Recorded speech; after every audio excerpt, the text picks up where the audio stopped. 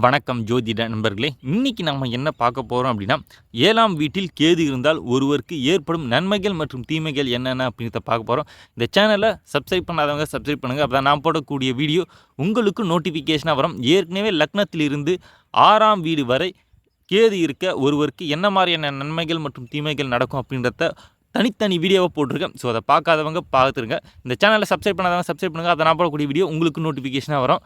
Okay, இப்போ 7ஆம் வீட்டில் கேது இருந்தால் ஒருவருக்கு என்ன மாதிரியான பலன்கள் உண்டாகும் அப்படின்றத பார்க்கலாம்.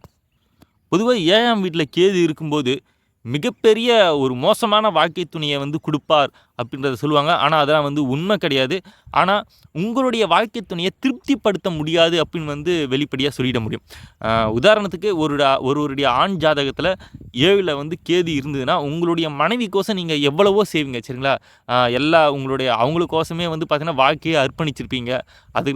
அதற்கு பிறகு எவ்வளோ கஷ்டமான வேலையாக இருந்தாலும் சரி, அந்த வேலை பார்த்துக்கிட்டு எவ்வளவோ பார்த்தீங்கன்னா உங்களுடைய மனைவி செஞ்சுருப்பீங்க. எல்லா பொருள் வசதி, வீடு வசதி, வண்டி வாகனம் சொல்லிட்டு எல்லாமே செஞ்சு கொடுப்பீங்க. பட் ஆனால் என்ன பண்ணுவாங்கன்னா, அவங்க மற்றவங்களுடைய, அதாவது இதுக்கு வேறு யாராவது ஒருத்தருடைய லைஃப்பை கம்பேர் பண்ணி அவங்க உங்களுடைய மனதை பார்த்தீங்கன்னா புண்படுத்துகிறவங்களா இருப்பாங்க, சரிங்களா?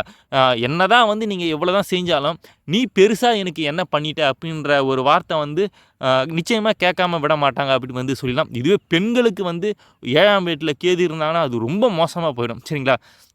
உதாரணத்துக்கு இப்போ ஒரு பெண்ணுடைய ஜாதகத்தில் 7ல் கேது இருக்கும்போது அவங்க எவ்வளவோ நல்லா சமைச்சு போட்டிருப்பாங்க. வேலைக்கு போய் கூட பார்த்திங்கன்னா கணவனுடைய வீட்டுக்கு பார்த்திங்கன்னா எவ்வளவோ உழைச்சி கொட்டு இருப்பாங்க.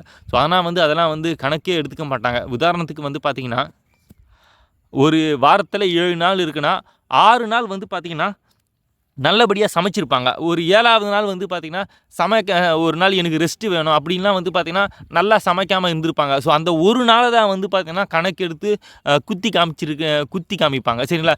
ஏன் ரொம்ப மோசமாக சமைக்கிற அப்படின்லாம் ரொம்ப சொல்லி காமிப்பாங்க. ஸோ அந்த மாதிரியான பிரச்சனைகள் ஏற்படும். முக்கியமாக 7ஆம் வீட்டில் கேது இருக்கும்போது தாம்பத்திய சுகம் பார்த்திங்கன்னா குறைவு கண்டிப்பாக இருக்கும். ஸோ அதில் எந்த ஒரு மாற்று கருத்தும் கிடையாது.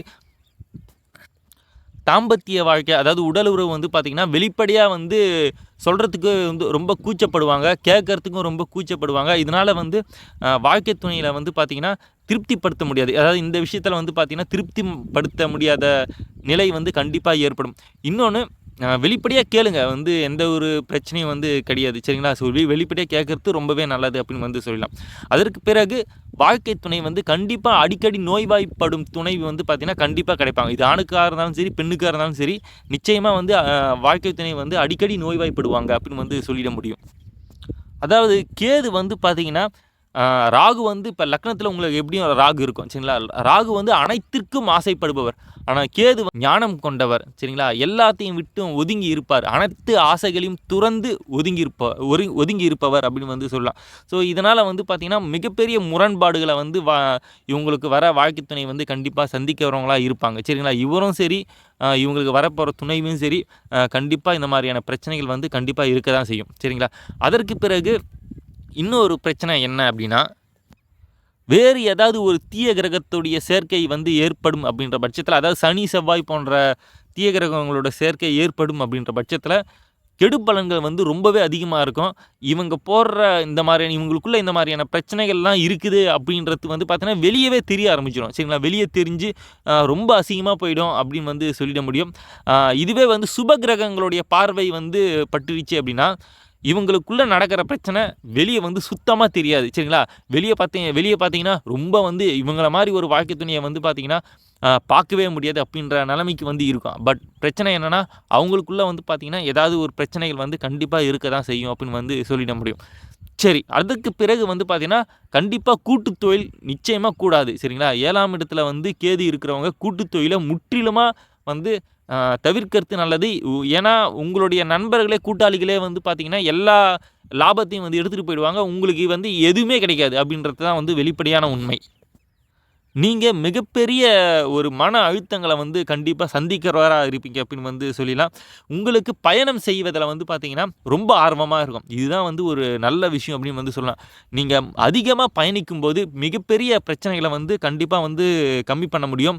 அது மட்டும் இல்லை, உங்களுடைய வாழ்க்கை துணை கூட நீங்கள் அதிகமாக ட்ராவல் பண்ணும்போது மிகப்பெரிய லெவலில் இருக்கிற பிரச்சனைகள் வந்து கண்டிப்பாக தீரும் அப்படின்னு வந்து வெளிப்படையாக சொல்லிட முடியும். ஸோ கண்டிப்பாக வந்து உங்களுடைய வாழ்க்கை துணை கூட அதிகமாக வாரம் வந்து பார்த்திங்கன்னா எங்கேயாவது ஒரு பிளான் பண்ணி வெளியே போய் சந்தோஷமாக இருக்கிறது தான் நல்லது. சரிங்களா? எங்கேயாவது ஒரு வீக்கெண்ட் ஆகிடுச்சுன்னா கண்டிப்பாக வந்து வெளியே கிளம்பிடுங்க 2 பேரும். ஸோ அப்படின்ற பட்சத்தில் உங்களுக்கு மிகப்பெரிய லெவலில் இருக்கிற பிரச்சனைகள் வந்து கண்டிப்பாக குறையும். பயணிக்கும் போது பல பிரச்சனைகள் வந்து பேசி தீர்க்கப்படும் அப்படின்னு வந்து சொல்லிட முடியும். ஸோ உங்களுக்கு 7ஆம் இடத்துல கேது இருந்ததுன்னா ஒரே ஒரு பரிகாரம் தான். சரிங்களா? போய் நிச்சயமாக காளகஸ்தி போயிட்டு சென்று வாருங்க. இது வந்து பார்த்திங்கன்னா மனதளவில் வந்து ஒரு அளவுக்கு ஒரு நிம்மதியை கொடுக்குமே தவிர, பிரச்சனையை தீர்க்கணும் அப்படின்னா நீங்கள் வாழ்க்கை துணைக்கிட்ட நீங்கள் வெளிப்படையாக வந்து கூச்சம் இல்லாமல் எதையுமே வந்து கேட்டு பழகி பெற வழியை பாருங்கள். உதாசீனப்படுத்தாதீங்க.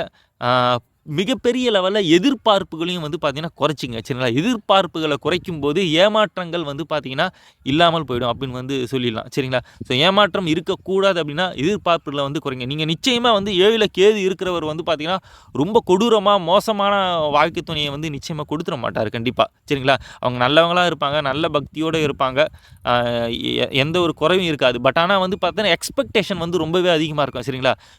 ரொம்ப வந்து பார்த்திங்கன்னா தம்முடைய வாழ்க்கை துணை தான் இருக்கத்திலே பெஸ்ட்டாக இருக்கணும் அப்படின்ற ஒரு எண்ணம் கொண்டவர்களை வந்து பார்த்திங்கன்னா கண்டிப்பாக சாட்டிஸ்ஃபேக்ஷன் பண்ணுறது ரொம்ப பாசிபிள் இல்லாத காரியம் தான். சரிங்களா?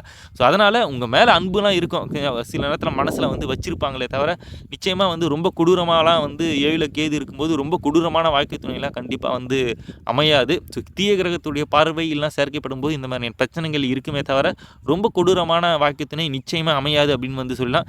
ஸோ வாழ்க்கை துணை கிட்ட வெளிப்படையாக பேசுங்க. எதுவாக இருந்தாலும் கேட்டு பாருங்க. அதிகமாக வந்து வாழ்க்கை துணை கூட வெளியே போயிட்டு வாங்க. உங்களுக்கு அனைத்து பிரச்சனைகளையும் தீரும் என்று சொல்லி இந்த வீடியோவை முடிச்சிருக்கேன். உங்களுக்கு வேறு ஏதாவது டவுட் இருந்தால் நிச்சயமாக கமெண்ட் பண்ணுங்கள். வித்தின் 1 டே இல்லைனா 2 டேஸில் வந்து கண்டிப்பாக நான் ரிப்ளை கொடுக்குறேன். நன்றி.